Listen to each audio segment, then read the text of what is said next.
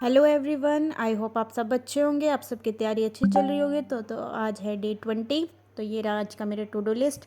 तो आज डे है सैटरडे, तो ज़्यादा कुछ नहीं था ऐसा। लेकिन हाँ, ये है कि हमें इसमें रिवीजन करना होता है, अपना मॉक टेस्ट देना होता है मेरे को। तो भाई देखो, मेरा तो ये है कि सैटरडे संडे में कुछ मुझे अपने रिवीजन करना है, मेंस का कुछ पार्ट करना है ज़्यादा से ज़्यादा, और मॉक टेस्ट देना है। ऐसा है, डे स्किप नहीं करना। अगर मेरे को कुछ भी प्रॉब्लम है, जैसे कि अगर आज मैं नहीं पढ़ पा रही या मेरी तबीयत ठीक नहीं है, मुझे कुछ काम है, तो मैं अपने 2 से 3 घंटे तब भी मैं निकालती हूँ। स्किप बिल्कुल नहीं करती मैं वो चीज़ें कि मतलब 2-3 घंटे अपना पक्का निकालना है मेरे को। अगर मैं पूरा दिन नहीं दे पा रही अपना, जैसे कि 6 से 7 घंटे 8 घंटे नहीं दे पा रही, तो 2 घंटा तो मैं पक्का है 2 से 3 घंटा दूंगी। अगर आप भी ये करते हो ना, एक भी आप एक अपनी ज़िंदगी में एक रूल बना लो, नो स्किप डे बनाना है आपको। स्किप नहीं करना। मतलब आप अगर अपने आप को रेटिंग देते हो ना 10 में, तो 0 तो बिल्कुल नहीं आने देना। 1 लाओ, 2 लाओ, 3 लाओ, कोशिश करो 7 8 9 लाओ, 10 लाओ, अच्छी बात है। बट अगर किसी दिन बाई चांस नहीं होता, तो 2-3 घंटा अपना निकालो। तो ये है, रोज डेली करना है। तो सुबह से की शुरुआत होती है मेरी रीजनिंग मेंस है, तो मेंस मिसलिनियस पार्ट कर रही हूँ अभी मैं रीजनिंग का। भाई सुबह सुबह मुझे मेंस क्वेश्चन करना है, वो भी रीजनिंग के, मतलब मेंस हो चाहे प्री हो, लेकिन रीजनिंग करना मुझे बहुत पसंद है। और सुबह माइंड फ्रेश रहता है, तो उस टाइम मेरे को रीजनिंग, देखो मेरा शेड्यूल क्या रहता है, सुबह सबसे पहले उठते ही टू डू लिस्ट बनाती हूँ, उसके बाद सबसे पहले स्टार्ट करती हूँ मैं रीजनिंग क्वेश्चंस करना। देन उसके बाद अपने करंट अफेयर की क्लास, एडिटोरियल की क्लास, ये 3 चीज़ तो मेरी एक साथ रहती है। उसके बाद ही और कुछ करती हूँ, जैसे कभी मुझे मैथ्स करना, या फिर अगर सेक्शनल मॉक देती हूँ तो वो सुबह देती हूँ। वो कोशिश करती हूँ वो भी क्विज अटेम्प्ट कर पाऊँ, क्योंकि माइंड फ्रेश रहता है तो थोड़ा अच्छा एक्टिव वर्क करता है, नींद भी खुल जाती है। तो अच्छा लगता है ये सब करने से। सुबह सुबह सुबह एक तो शांति रहती है, पूरा दिन भर तो भाई आपको भी पता होगा, आपके वहाँ भी शोर हो रहा होगा तो पता नहीं, लेकिन जो बच्चे लाइब्रेरी जाते हैं उनके लिए बेनिफिट है। लेकिन ये है कि घर में रहते हैं ना, तो बहुत सारी चीज़ें, घर के काम भी करने पड़ते हैं, बाहर शोर हो रहा है, कभी कोई आ रहा है, कभी कुछ हो रहा है, तो ये सब चीज़ें चलती रहती है। इसको डील करना पड़ता है।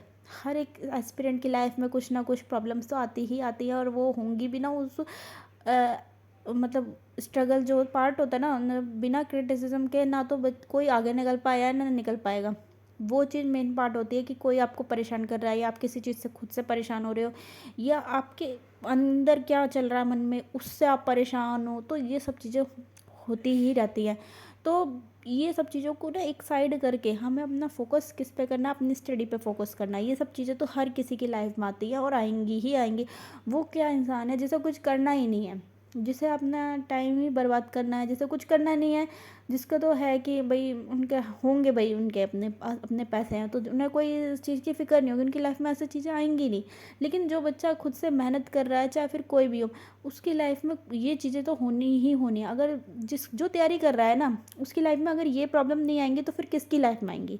तो अगर आप ये सोच रहे हो कि मेरे साथ वाले आगे निकल रहे हैं, जैसे जो बच्चे तैयारी कर रहे हैं, आप उसी एग्ज़ाम के लिए बने हो, लेकिन आपके साथ वाले जो आगे निकल रहे हैं वो शायद किसी और चीज़ की कर रहे हैं, वो उस फील्ड में कर रहे हैं अपना। आप ये अपने आप को बिल्कुल कंपेयर मत करो कि मेरे साथ वाले जो है आगे निकल रहे हैं, ये क्या हो रहा है। मुझे पता है कि मन में कोई नेगेटिव फीलिंग नहीं होती कि साथ वाले निकल रहे हैं, बट ये लगता है कि हम शायद पीछे रह गए हैं, वो तो निकल गए लेकिन हम पीछे रह गए। तो इस चीज़ को बिल्कुल कंपेयर मत करो, वो किसी और फील्ड के लिए बने हैं और आप किसी और फील्ड के लिए बने हो। और अगर आपने कोई चूज़ किया है इतना बड़ा एग्ज़ाम टारगेट करना, तो ऑफकोर्स ये बात है आपकी लाइफ में भी प्रॉब्लम्स आएंगी ही आएंगी। तो struggle is a part of life. बिल्कुल भी सोचना नहीं है, डिमोटिवेशन नहीं लाना अपने अंदर, अच्छा करना है, ठीक है। अगर कोई प्रॉब्लम होती है ना, उसको डील करना सीखना है और हैंडल करना सीखना है। कोई भी प्रॉब्लम आए चाहे फिर लाइफ में, द आर्ट वही है, एक आर्ट वही है, अगर हम उसको अच्छे से डील कर लेंगे, कोई भी प्रॉब्लम हो, तो अपनी लाइफ जीनी है और अच्छे से जीनी है। अपने लिए प्रॉब्लम्स बढ़ानी नहीं है, सॉल्व करनी है अपनी प्रॉब्लम। जब भगवान की ज़िंदगी में प्रॉब्लम्स आई हैं, तो फिर तो हम तो इंसान हैं, तो ये एक पार्ट है लाइफ का, और ये सब तो होती ही होती रहेंगी। इसलिए इससे डरना नहीं है और अपनी लाइफ में अच्छे से परफॉर्म करके आगे निकलना है। बार बार मौका नहीं मिलता।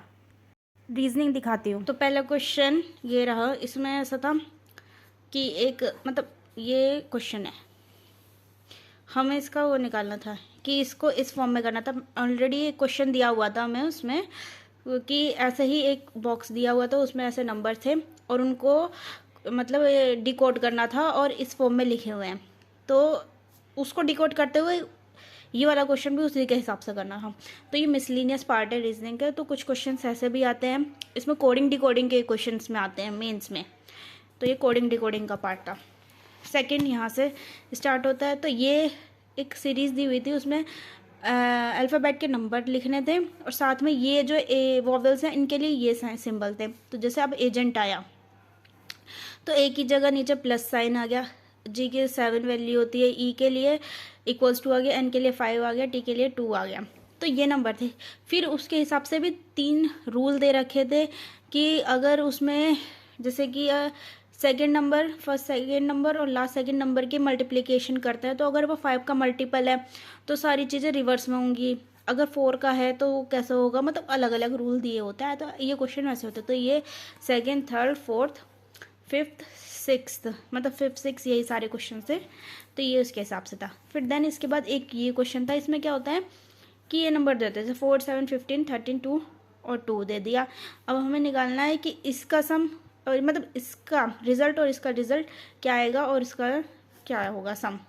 तो ये निकालना होता है, वो रूल के हिसाब से होता है। तो जो बच्चे करते होंगे, जिन्हें मतलब मेंस की प्रॉपर तैयारी कर रहे होंगे, मिसलिनियस पढ़े होंगे, उन्हें पता है कि ये कौन से क्वेश्चन है। तो ईजिली ये क्वेश्चंस भी हो गए थे। देखो स्टार्टिंग कोई कर रहा है तो उसके लिए थोड़ा सा न्यू पैटर्न है तो समझ जाएगा, लेकिन हो जाएंगे।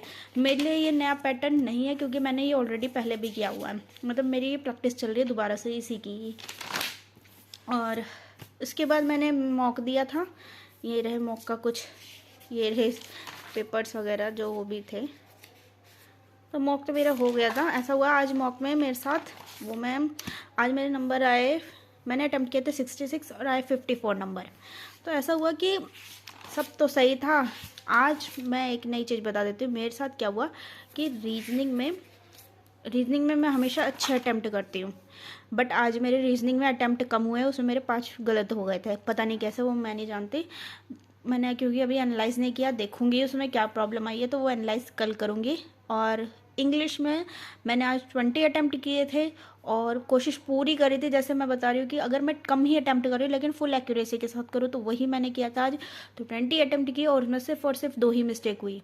और मैथ्स में भी मैंने 20 अटैम्प्ट किए थे अपनी पूरी, मतलब अब मैं ये देख रही हूँ कि जो मैंने पहले मॉक दिए थे उसमें मेरे मैथ्स में 14-15 हो पा रहे थे और इंग्लिश में मैं कोशिश पूरी कर रही थी कि 25, 26, 27 अटैम्प्ट कर रहे थे, लेकिन आ रहे थे बिल्कुल गलत नंबर। लेकिन आज मैंने पूरी कोशिश करी, मैथ्स में अपनी स्पीड भी सुधारी, 20 अटैम्प्ट करे। DI बहुत ईजी आई थी इसलिए शायद हो गया।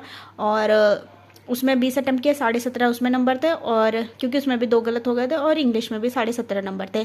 तो मतलब जो मेरा बेकार पार्ट होता था ना, आज मेरा बिल्कुल सही हुआ है। और जो रीजनिंग था जिसमें मैं हमेशा बेस्ट करती थी, 35 में से 35 या 34 जो भी है करती थी, आज उसी में मेरे 5 गलत हो गए। तो हर दिन एक जैसा नहीं होता।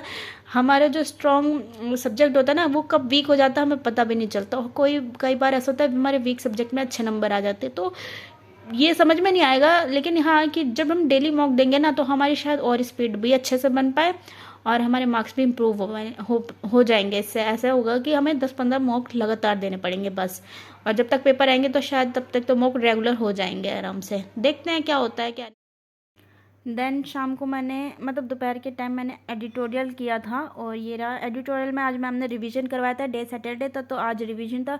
तो इसमें मेरे अच्छे खासे 20 में से मेरे 15-16 बिल्कुल ठीक थे। कुछ ही क्वेश्चंस मेरे को नहीं आए थे वो कैप के, बाकी हो गए थे। और इडियम फ्रेजर वर्ब भी हुए थे तो ये भी हो गए थे। तो 1-2 हो जाते हैं ऊपर नीचे, बाकी मुझे आज याद थे। इस बात की मुझे बहुत खुशी है और मतलब अच्छा लगता है कि जब हम रोज़ डेली पढ़ रहे हैं, रिवीजन कर रहे हैं, तो वो चीज़ें हमें याद होती चली जा रही हैं, कोई प्रॉब्लम नहीं हो रही। तो ये सब चीज़ें मैनेज करना है और आगे बढ़ना है। और आज बहुत सारी चीज़ें मेरी छूट भी गई हैं, जैसे बैंकिंग अवेयरनेस मैंने लिखा था टारगेट में, बट हो नहीं पाया जस्ट बिकॉज ऑफ सर दर्द। भाई सर दर्द हो रहा है इतना ज़्यादा, तबीयत थोड़ी सही नहीं होती, सर दर्द होता है तो रुक जाती है बहुत सारी चीज़ें। तो ये सब तो होती ही रहेंगी, देखते हैं क्या होता है।